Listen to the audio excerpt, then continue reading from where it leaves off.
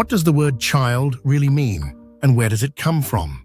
At first glance, it seems like one of the most basic words in English, but its origins reached deep into ancient languages and even deeper into human concepts of birth, the body, and family. The word child comes from Middle English child, inherited directly from Old English child, which meant child or sometimes fetus. This traces back to Proto-West Germanic kilth or kelth, and earlier to Proto-Germanic kelthas, meaning womb or fetus.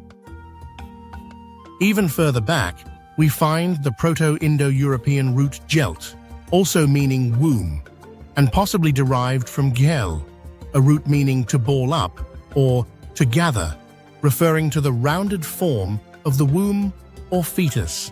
In this sense, the original word for child was closely tied to the idea of gestation, not age or youth.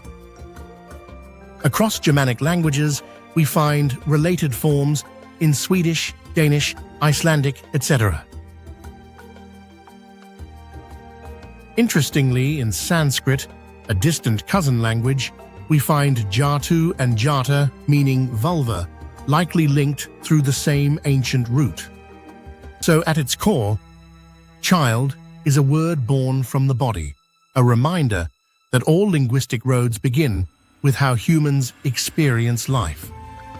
Now, what about the word kid? Kid, meaning a young goat, entered English from Old Norse kid, and before that from Proto-Germanic kidjan or kittinan, meaning goatling. This might trace back to Proto-Indo-European roots like gaidan or jaydan, meaning goat, or gid, meaning kid or goatling. It's related to the words that still mean a young goat in Swedish, Danish, German, and Albanian. But here's something important. The word kid, meaning child, didn't appear in English until the 1590s, and even then, it was slang. By the 1840s, it became informal and widespread, especially in American English. And just to be clear, German kind looks like kid, but it's not related.